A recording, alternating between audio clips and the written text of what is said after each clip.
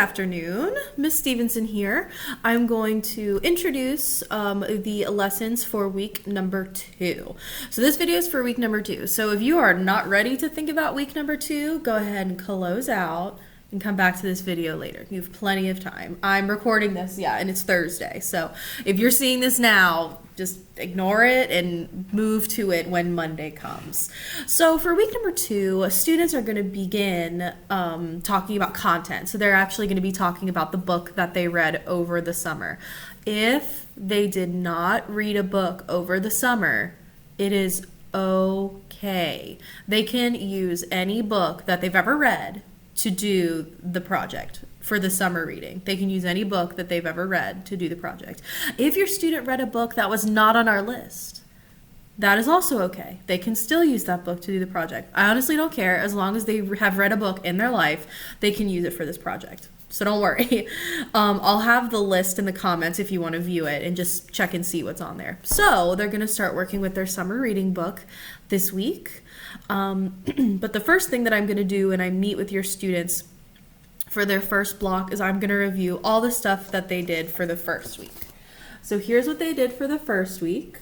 They did an About Me assignment that can be found on Schoology. So far, every single student has done this, so we shouldn't have a problem. They did something called an interest inventory, which is a Google form. I am keeping track and putting points in as students complete them. So if your student does not have a grade for that, it means I don't have it. We've got the parent syllabus Google form. Any parent, guardian, or family member can fill this out for their student and just let me know that they read the syllabus, and they can let me know if they have any questions. The last thing they completed was wellness check number 1. So at the end of each week, I'm going to do a wellness check with my students. It's always due on Friday. I prefer they didn't do it earlier than that because it's supposed to be for the end of the week, so they should complete the whole week. I also signed students and parents up for Remind.com. If you have any problems with Remind.com, or if you are not on Remind.com and you need help, just email me. Kids also got signed up for Vocab.com, which is where they're going to be doing their vocabulary work. So that is all the stuff that we did for the first week. The first week lesson plan is in the comments, so if you want to go to that Google Doc, you can, if you want to look at the lesson plan again, and that way you can kind of look at everything that we did. So that's what we did the first week. So on Monday of week number 2, I'm going to review all that and just make sure all the students are good on that front and make sure they have all of that stuff turned in. But after that, I'm going to go over their summer reading project, which is called a multi-genre project. So multi-genre projects are when students express what they learned from a book in different types of media. So, for example, if I read To Kill a Mockingbird as my summer reading, they read that in 8th grade. But if I read that, a multi-genre project for To Kill a Mockingbird could potentially include a news article from Maycomb, the town of To Kill a Mockingbird. Maybe I do a news article and I include all of the important events.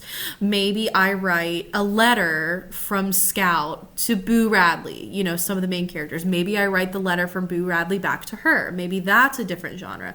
Maybe I make a cast list if I was going to cast a movie for To Kill a Mockingbird and I explain why I would do that. Or maybe I'm going to make a playlist, like a soundtrack to go along with To Kill a Mockingbird, and then I kind of explain why I selected those songs. Maybe I draw a picture. Maybe I make digital art. Maybe I make a board game, or maybe I write a short story based off To Kill a Mockingbird. Maybe I write a chapter that I think could be included in To Kill a Mockingbird.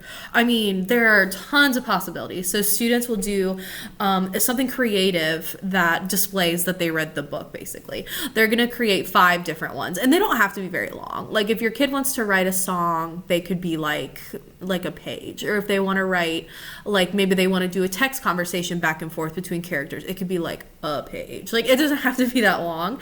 It's just to show that they read the book and they understood it, and I am able to see how they work with projects, how they pace themselves, if they ask for help, if they ask questions. It kind of lets me know how your student works, and it just shows me what they like.